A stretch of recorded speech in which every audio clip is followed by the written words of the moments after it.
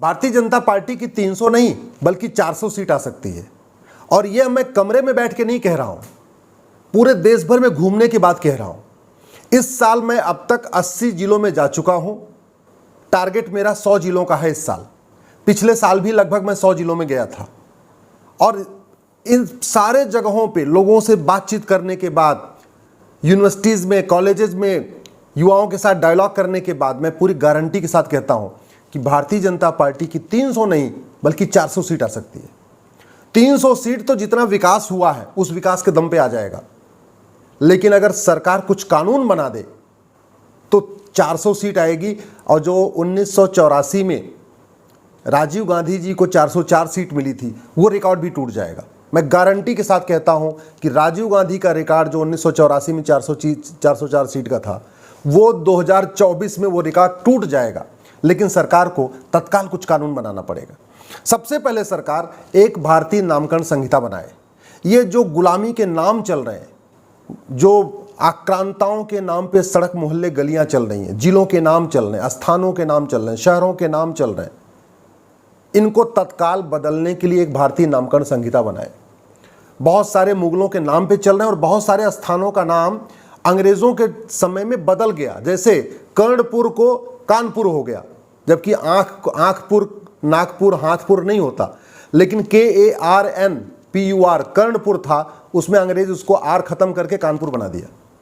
तो इसलिए मैं कह रहा हूं सरकार तत्काल एक भारतीय नामकरण संहिता बनाए। वो देश भर में जितने इस तरीके के नाम हैं सबको जांच करे, उनके पुराने नामों को पता करे और पुनः उनको बहाल करे।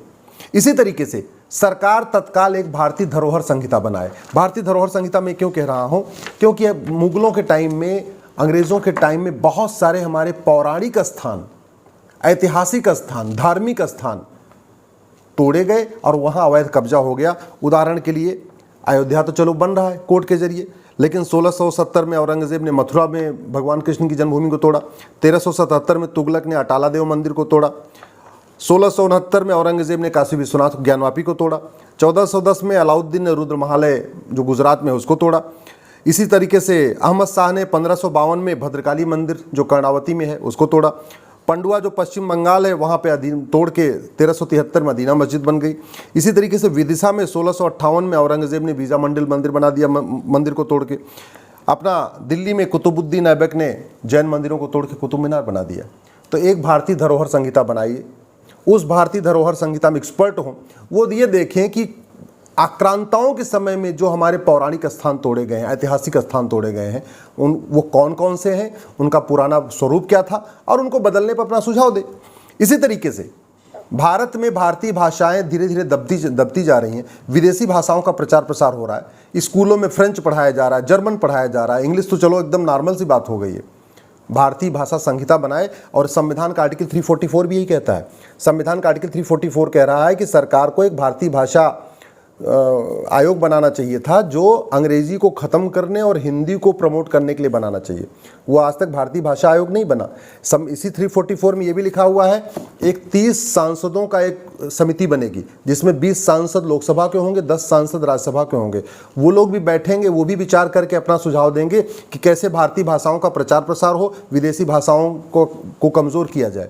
लेकिन आज तक वो आयोग बना ही नहीं है, तो सरकार इसको बना दे। इसी तरीके से भारतीय शिक्षा संहिता, मुझे समझ में नहीं आ रहा है कि हम इतिहास में आज भी मुगलों को क्यों पढ़ा रहे हैं। हमारे पास पढ़ाने के लिए चीज़ें कम हैं क्या? हमारे पास 4 वेद हैं, 18 पुराण हैं, उपनिषद हैं, भगवत गीता है, रामायण है। जब इतनी सब चीज़ें पढ़ाने के लिए हैं तो हम फिर प्राइवेट किताबें क्यों पढ़ा रहे हैं? हमारे पास एक से एक बढ़ के राजा हैं।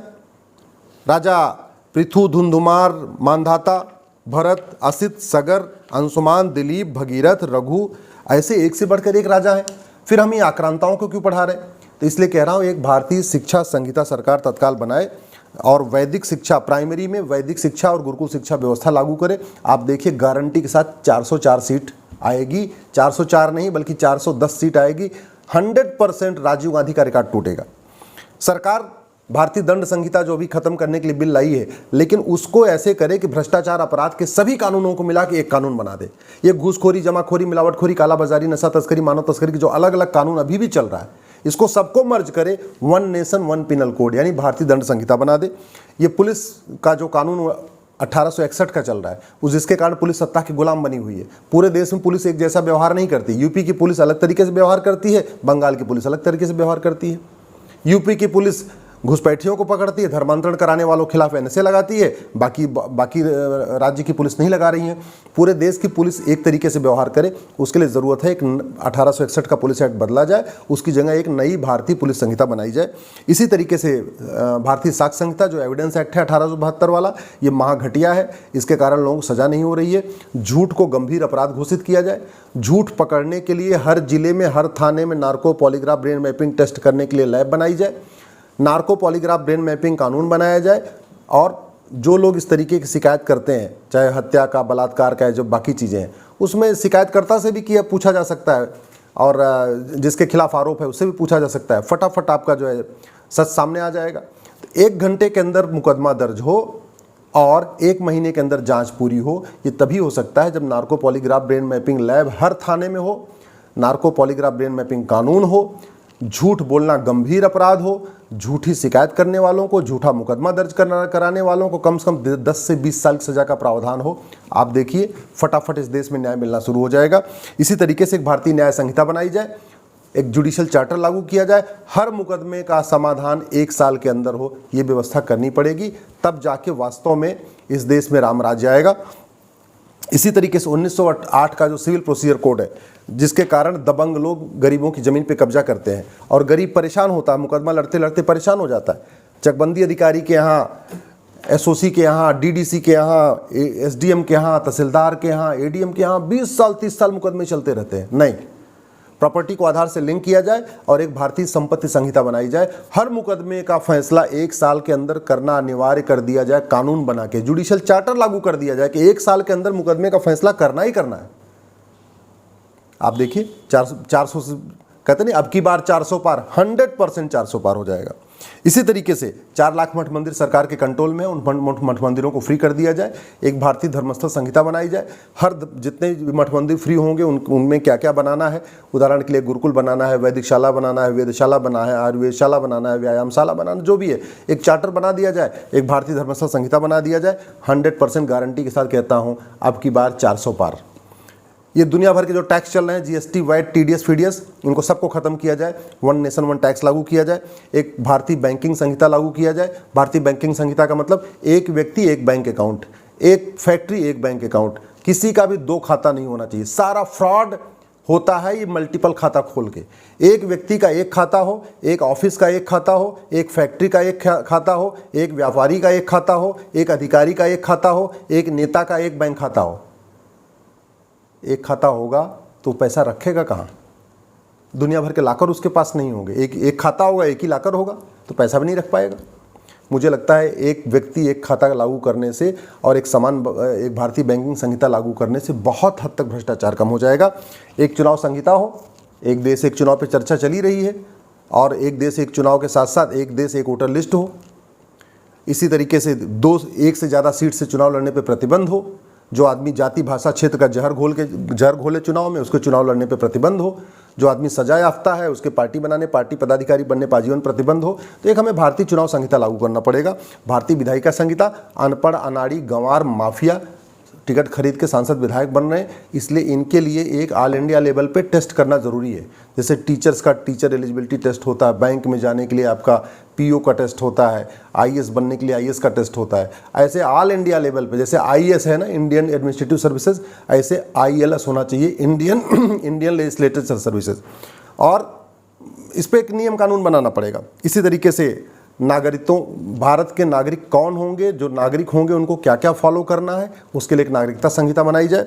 भारतीय कर्तव्य संहिता, फंडामेंटल ड्यूटी है, लेकिन फंडामेंटल ड्यूटी जो फॉलो नहीं करते उनके लिए कोई कानून नहीं है, कोई अपराध नहीं है, उसके लिए एक भारतीय कर्तव्य संहिता। छोटा परिवार सुखी परिवार होता है, हम दो हमारे दो सबके लिए लागू हो, इसलिए एक भारतीय परिवार संहिता। इसी तरीके से अश्लीलता फैलती जा रही है, अश्लीलता को कंट्रोल करने के लिए एक भारतीय संस्कार संहिता। और बिजनेस व्यापार जो आज छूट मिली कि आदमी कुछ भी कर सकता है, शराब की फैक्ट्री खोल सकता है, हुक्का बार खोल सकता है, बियर बार खोल सकता है, नहीं, इस पे कंट्रोल करने के लिए भारतीय व्यापार संहिता। मैं गारंटी के साथ कहता हूँ, गारंटी के साथ कहता हूँ, अब की बार 400 पार हो जाएगा। लेकिन ये 20 सूत्री कार्यक्रम जो मैंने आपके सामने रखा है, ये सरकार को लागू करना पड़ेगा। अभी लागू करने का समय तो नहीं है, लेकिन कम से कम अपने मैनिफेस्टो में लेना पड़ेगा। इसके लिए पब्लिकली अनाउंस करना पड़ेगा कि भैया हमको आपकी बार 400 सीट दो, मैं ये 20 सूत्री कार्यक्रम लागू करूंगा। मैं गारंटी के साथ कहता हूँ इस बार जनता जाति के आधार पर वोट नहीं करेगी, भाषा के आधार पर वोट नहीं करेगी, क्षेत्र के आधार पर वोट नहीं करेगी, कैंडिडेट का चेहरा नहीं देखेगी, केवल मैनिफेस्टो देखेगी और मैनिफेस्टो के आधार पे आपकी बार मोदी जी को 400 सीट देगी। जो राजीव गांधी जी को 404 दिया था उसका भी रिकॉर्ड तोड़ के देगी।